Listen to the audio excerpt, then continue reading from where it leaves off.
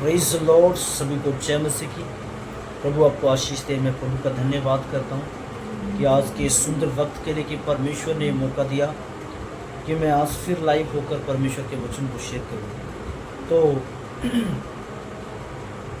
कल जो मैंने वीडियो डाली थी उस मीटिंग की वीडियो को देखकर मैंने आप लोगों के बहुत ही अच्छा लगा, कमेंटों को पढ़कर। प्रभु आपको बहुत आशीष दे और बहुत आशीष आप लोगों ने पाई, मैं विश्वास करता हूँ। और आज फिर से मैं प्रभु का धन्यवाद करता हूँ कि आज मैं परमेश्वर के खास वचन को आपके साथ शेयर करूँगा।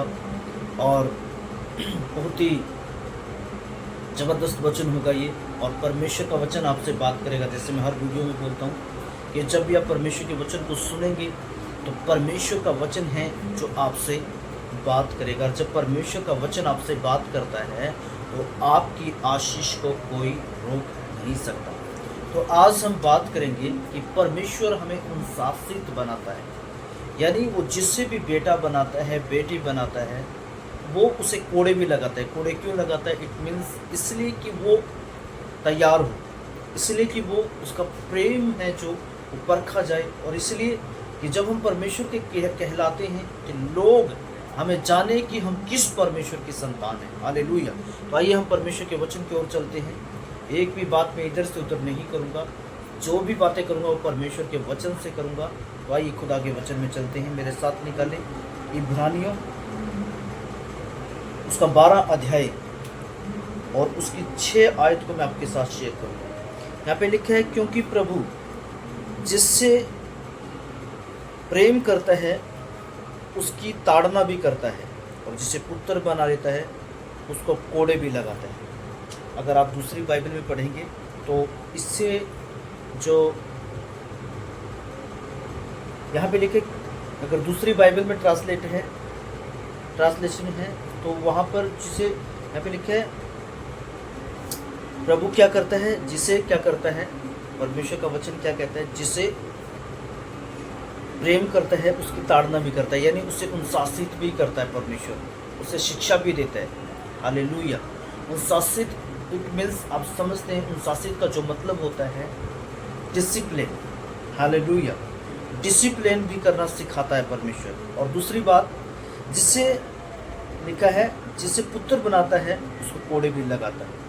अब आप समझेंगे कि परमेश्वर जिसे बेटा बनाता है, जिसे पुत्र बनाता है, उसे कोड़े क्यों लगवाता है। ये सोचेंगे ये थोड़ी सी अलग लगता है, कोड़े क्यों लगवाता है। आपको मैं बताना चाहता हूँ, मेरा बेटा छोटा है और जब मैं उसे प्यार से समझाता हूँ कई बार उसको समझ नहीं आती, लेकिन उसे इसलिए डांट पड़ती है, इसलिए कई बार उसको इसलिए छड़ी पड़ती है ताकि वो समझे। मैं आपको बताना चाहता हूँ, उदाहरण के तौर पर मैं आपको बताना चाहता हूँ, अगर एक व्यक्ति को समझाना है और उसे किस तरीके से समझाया जाए। बाइबल परमेश्वर का वचन कहता है कि प्रभु जिसे बेटे और बेटियां बनाता है उसे कोड़े लगाता है। कोड़े लगाने का मतलब ये है, इसलिए कोड़े लगाए जाते हैं ताकि वो समझे, ताकि फिर से उस तरीके से वो गलतियां ना करे, ताकि हमारी गलती सुधारने का हमें मौका मिलता है, ताकि हमें बढ़ने का मौका मिलता है, लाइफ में आगे कुछ करने का मौका मिलता है। जो लोग, मैं आपको बताना चाहता हूँ, जो लोग ताड़ना को, अपने पिता परमेश्वर की ताड़ना को हल्की बात समझते हैं, उनका जीवन रुका हुआ है। और मैं आपको बताना चाहता हूँ, हमारा खुदा ऐसा परमेश्वर नहीं है। हमारा परमेश्वर अनुशासित करने वाला परमेश्वर है, वो अनुशासन में रहने वाला परमेश्वर है। उसका हर एक चीज़ का समय है, हर चीज़ का वक्त है। हालेलुया।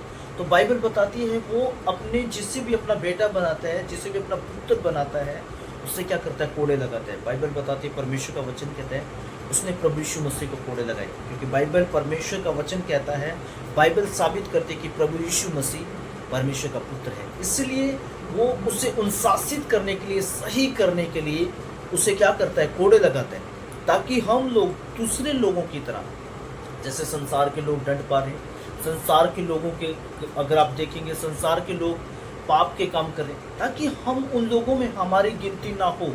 बाइबल बताती है इसलिए वो कोड़े लगाता है, ताकि हम भी संसारिक बनकर परमेश्वर की महिमा ना कर पाए। इसलिए परमेश्वर चाहता है कि जो मेरे बेटे और मेरी बेटियां हैं वो कैसे होने चाहिए, उनको इसलिए कोड़े लगाने पड़ते हैं, इसलिए उनको अनुशासित किया जाता है ताकि वो परमेश्वर के साथ सही तरीके से चल सके, सही तरीके से प्रार्थना कर सके, सही तरीके से बाइबल पढ़ सके, सही तरीके से खुदा के साथ मेल कर सके और सही से उसका रिश्ता बना रहे। और परमेश्वर हमेशा अपने बेटे और बेटियों को इसलिए कोड़े लगाता है, अपने बच्चों को इसलिए कोड़े लगाता है, कई बार बीमारी की ताड़ना, तरह तरह की ताड़ना परमेश्वर देता है। जब तक हम तैयार नहीं होते, जब तक हम परमेश्वर के साथ सही से नहीं चलते, तब तक वो छोड़ता नहीं है, इसीलिए वो कोड़े भी लगाने के लिए तैयार है जब तक आप तैयार नहीं होंगे। परमेश्वर का जो मकसद है मैन, वो क्या है?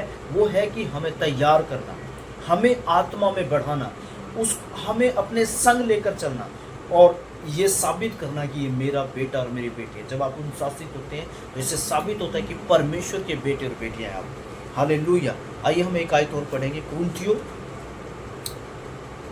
11 अध्याय उसकी 32 आयत को मैं आपके साथ पढ़ूंगा। यहाँ पे लिखे, परंतु प्रभु हमें दंड देकर हमारी ताड़ना करता है, इसलिए कि हम संसार के साथ दोषी न ठहरे। इस वचन को अभी हमने समझना है, मैं अच्छे से आपको एक्सप्लेन करने की कोशिश करूंगा। परमेश्वर का वचन कहता है प्रभु हमें दंड देकर ताड़ना देता है ताकि हम संसार के साथ दंड ना पाए। परमेश्वर नहीं चाहता है कि मेरे बेटे मेरी बेटियां संसार के साथ दंड पाए, इसलिए वो हमें क्या करता है? दंड देकर ताड़ना देता है। अब देखेंगे, जब थापी देखी आपने जिससे कपड़े धुलते हैं, जब उस थापी को मारते रहते हैं, हम जब साइड से आप देखेंगे मैल को निकलता हुआ देखेंगे। आप मैल जब इसलिए निकलता हुआ देखेंगे क्यों? क्योंकि अगर कपड़े को साफ करना है तो उसका मैल निकालना ही पड़ेगा। इसलिए परमेश्वर जब चाहेगा आपको एक अच्छा बनाना और एक खूबसूरत बनाना, उसके लायक बनाना, लोगों के बीच में अगर आपको चमकाना चाहेगा परमेश्वर, तो इस तरीके से वो आपको ताड़ना जरूर देगा। अगर वो आपको ताड़ना नहीं देगा तो मैं आपको बताना चाहता हूँ आप कभी अनुशासित नहीं हो सकते, कभी ठीक से प्रभु के साथ नहीं चलेंगे। और प्रभु के साथ कब सही चलते हम लोग? जब हम परमेश्वर के वचन को मानते हैं और बाइबल बताती है, इसलिए परमेश्वर हमें दंड देकर ताड़ना देता है ताकि हम संसार के साथ क्या न ठहरे? दोषी न ठहरे। परमेश्वर नहीं चाहता कि हम संसार की तरह दोषी ठहरे, इसलिए उसको ताड़ना देनी पड़ती है, इसलिए उसे कोड़े लगाने पड़ते हैं, इसलिए ताकि आप अनुशासित हो और वो जो गंदगी आपके अंदर है, जो पाप आपके अंदर है, उसे निकालने के लिए। कई बार हम पाप की ज़िंदगी भी जीते रहते हैं, परमेश्वर के साथ भी चलते रहते हैं, ये दोनों नहीं चलेगा भैया।